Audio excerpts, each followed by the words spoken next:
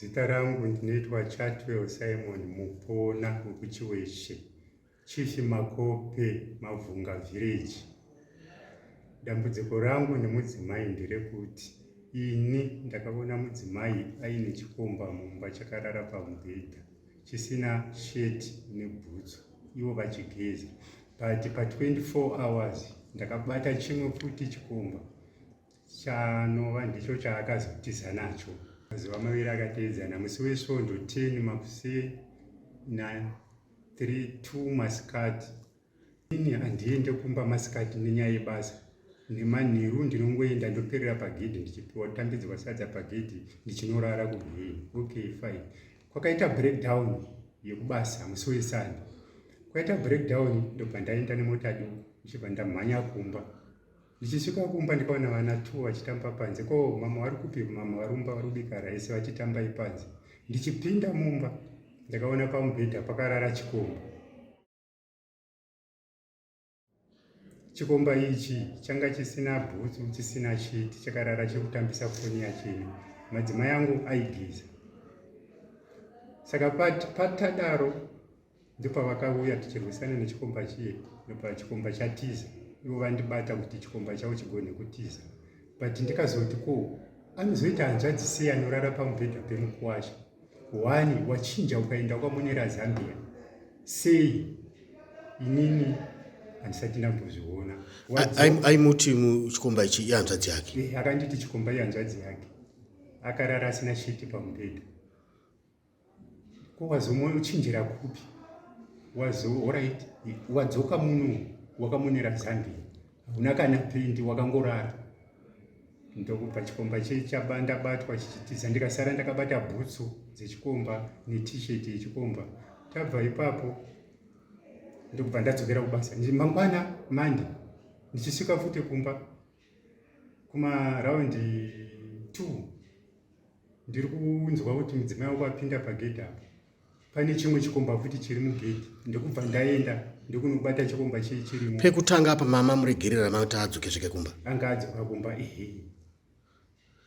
Zuva rechipiri yaamandi? Zuva rechipiri yaamandi ndokunoona futi chimwe chikomba. Makachiona chiri kupi chimwe chikomba chechipiri? Kumba kweshamwari yake inonzi Josi, kudhuze kumaraini kwedu ikoko. Mungatsanangura mabatiriro amakaita chikomba chechipiri ichi? Chikomba chechipiri ichi chakafona paine vanhu padhuze. Mudzimai wangu ndokubva apindura kuti chienda kumba kwaJosi ndinouya ikoko. Inini ndakabva ndafonerwa nemumwe muzukuru wangu, sekuru ndanzwa kuti ambuya vane chikomba futi, mhanyai kuno. Chero mukavaona vasiyei kusvika vapedza zvavari kuda kuita, isu tozoenda vaamumba. Tikati okay fine, ndiri kuita sei? Ndiri kuuya. Ndokubva ndaenda. Sekuru hanzi chikomba chirimo, pinda imba. Ndikati handipinde pamba pasiri pangu pandisingazivi ndega ndinokuwadzwa. Okay fine, handizivi kuti muna vanhu vangani. Ndobva auya muzukuru wangu nevakomana 4 vatapinda tichimhanya. Saka vakanzwa gedhi kuti kwicha kwicha. Ndobva tavakiya dhoo. Muzukuru wangu akati munhu ngaramba ari paanga ari. Ndobva tati takupaza dhoo nemawindo. Ndokubva tagona kuita sei? Kupinda mukati. Zvechokwadi muzukuru wangu akasvikoti vadzimai vangu vakagara apo, shamwari yake bva yagara apo, chikomba chakamira apo. Chikomba chinokutya chakabva chati mirai ndikuudzei chokwadi. Zvikanzi wako ndeupi? Ndobva anongedzera adzimai vangu, tarisai gapiti. Zvikanzi uyu ndiye mukadzi wangu uyu. Zvikanzi okay fine, unoziva here ndambuya vangu apa? Zvikanzi akanditi handina murume, saka maona ndisina kana kuvhunduka. Anzi ndaane 5 years ndarambana nemurume. Okay, ko ambuya munowirirana here nezviri kutaura chikomba ichi? Zvikanzi chokwadi muzukuru, ndozvandakamuudza. Fine. Tikati muzukuru, hapana nyaya yekunetsana nevanhu, ngavachingotakurana vaende, inini mondisiya. But vasati vaenda, rega ndifonera hanzvadzi yacho kuMount Haroni kuSendauBridge. Ndobva ndaifonera, ndo nyaya dziri pano dzanotaura nemukwasha wenyuminyowani. Vakataura vakakurukura. Ini ndobva ndabuda, ndakuenda. Saka ibva sara achichema, hapana kwandinoenda, ndotofira pauri. Ndobva anwa mushonga, piritsi regonzo kuma9. Ndokubuda futi mari ndakuendesa munhu kupi? Kuhospital wekuChitungwiza. Ndobva abepura, ndobva adzoka. But ari kuhospital ikoko, chikomba chake ndakachiona chakagara futi pamubhedha pane mudzimai wangu achirwara. Akati ndiri kuda mukadzi wangu. mamuona ari kuchipatara ikoko hamuna danho ramakatora here? Handina danho randakatora. Ndagara kusvika nambuya vaye vanoita kanzeringi vatikanzera tese muzukuru usamwe mushonga so zvinowanika tese okay fine tatestwa tese. Tabva ipapo zvikanzi ari kutobuda nhasi ndobva taenda kumba. Ndafonera muzukuru wangu akauya nemota akatora yakatitora tikaenda kumba. Right, tatositaura mangwana munhu ari kurwara. Chikomba chiya chiri kutaura nemudzimai pafoni. Mai masunungure mandirwadzisa. Dai manga matouya kumba izvezvi pane kuti muende kumba ikoko hazvichaita kuti murambe muri kumba kwamurehwa ikoko. Fine. Tsano ndatotaura navo ndapedza navo kudhara tsano kusenda ubvezi kuti ndakutora mukadzi wangu. Saka nyaya dzese dzaiitika idzi kureva kuti hanzvadzi dzacho dzanga dziri mukati menyaya iyi vari kuziva zviri kuitika. Saka inini ndobva ndazoti ndakunotenga mapiritsi ndichida kuenda kupolisi kwaMakoni. Ndakati ndikaenda kumuudza kuti ndiri kuenda kupolisi anofunga zvimwe. Because ndobva ndangoti ndakunotenga mapiritsi handisina kuona pana vanhu vandinoda kutaura navo ndokumbirawo foni yako fitini ndandisingaizivi. Ndobva muzukuru avhura foni.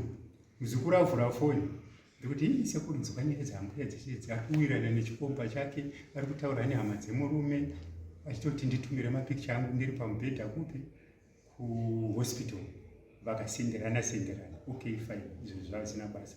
Ndaenda kupolisi ndapera nyaya yangu. Mapurisa akati okay fine, kuzvisungirira kunwa mushonga inonzi it's an offense muZimbabwe, afanira kusungwa munhu.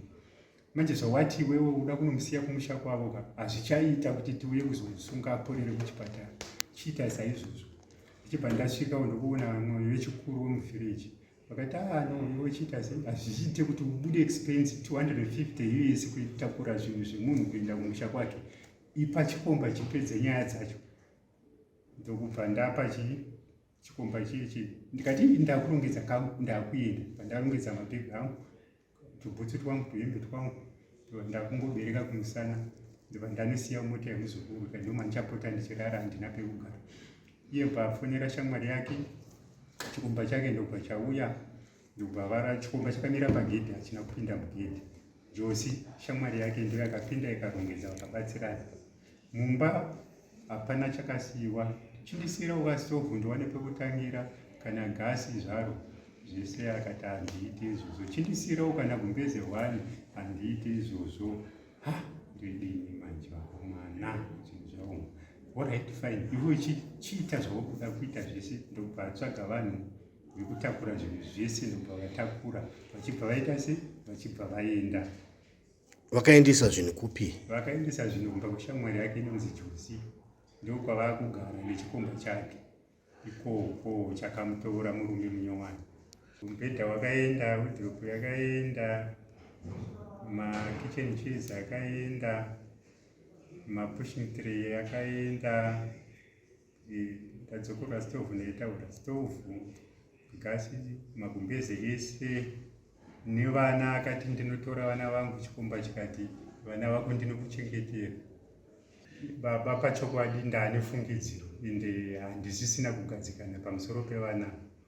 Dai pane rumwe rubatsiro rwandinowana ndabatsirwawo ndoziva kuti vana ava ndevangu zvechokwadi kana kuti havasi. Kureva kuti muri kuda kuenda kumaDNA? Ndikaona rubatsiro ndinoda zvechokwadi ndibatsirei ipapo.